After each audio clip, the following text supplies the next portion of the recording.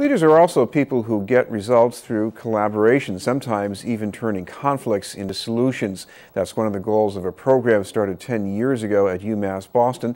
We'd like to welcome from the Center for Collaborative Leadership, the director, Lisa DeAngelis. Thank you very much for being with us. Thank you. And the program that you run right now is called Emerging Leaders. Who are the emerging leaders? These are rising leaders from all over Greater Boston. They come from private organizations, they come from government and nonprofits as well. So what do they do in the program exactly? It's a 10-month program, and it's really constructed around them learning leadership skills and learning the collaborative leadership model from subject matter experts and from current leaders, and working on a civic project so that they can begin to enact some of those skills that they've learned. Talk about some of the projects, especially here in Boston. We've had several projects this year in Boston. One is around affordable housing and really working in the Forest Hills area to destigmatize affordable housing and create an awareness campaign. Another is in Milton. It's a race and place dialogue that's going on over a series of weeks with the community there.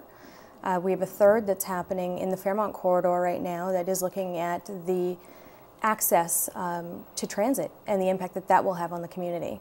Talk about the one on the border of Milton and Mattapan, and even Little Dorchester thrown in there. This is about a proposal to fill in a missing link on the Neponset Greenway along the river, and the ideas were maybe about having this link go part of the way through Milton, part of the way through Mattapan, and then we started hearing that hey, maybe people in Milton don't like the idea of people from Mattapan coming into their neighborhood. So what became of that? This is a very interesting thing where we have 5 people out of our 40-person cohort who live in Milton. And so when we talked about race and place dialogues, they talked not only about the progress that's been made, but the opportunity that still exists. And they've taken this project into their community to use this bike path as an opportunity to continue the dialogue. So my guess here is that on the one hand you maybe had some changes in an earlier plan, but also some changes in perceptions about what this bike path was going to do. Mm-hmm. And the opportunities that it presents. It's really a matter of how does Milton want itself to be seen, and how do they want to engage with the rest of the communities around them. And it's been very well received in Milton. The residents are coming out in droves for the sessions. So what do leaders do to change the picture, especially if early on you might have some hardliners who say, oh, no way we're going to go along with this? Part of it is listening. A really skilled collaborative leader is one who brings together a community of people and gets their ideas and perspectives on the table in a way that engages them in the dialogue to create a better solution.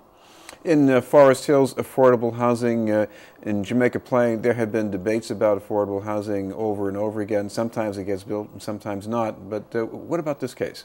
So this is really building on a project team from last year, which really created the campaign. This group this year is bringing it to life, using social media, creating a website for the organization so that they can begin to show what these affordable houses can do for people.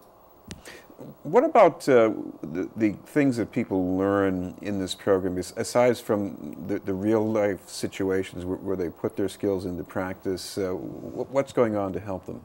So they're learning things like negotiation, conflict resolution, objectivity, things like how to create a better life, how to create a more integrated life. As you become a leader, it's all about the pressures around you, so how do you balance everything? Of course, there's also a balance in terms of the parties who support this program. We're talking about corporate sector, some nonprofit foundation support. Why do they do this? It's a very different leadership model.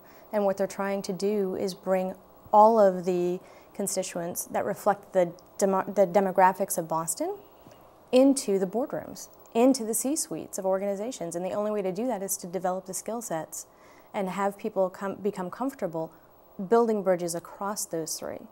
I know we hear about a lack of change in the boardrooms, but at the same time, if you look at the workforce of these companies, there have been some dramatic changes since this program got going, and I guess that says something about the vision of the former chancellor at UMass who got this started. Dr. Sherry Penny. She really did have the vision when she looked at the 2000 census and said, we are, for the first time ever, a majority-minority city, And our boardrooms don't reflect that. We need to do something differently now if we want to begin to impact that in the future. Of course, one of the other things you're doing now that 10 years have gone by, you're going to be having a celebration. We are. We are having a 10th anniversary gala, Changing the Face of Leadership. It's going to be happening on November 5th at the JFK Library. We'll be honoring Dr. Penny.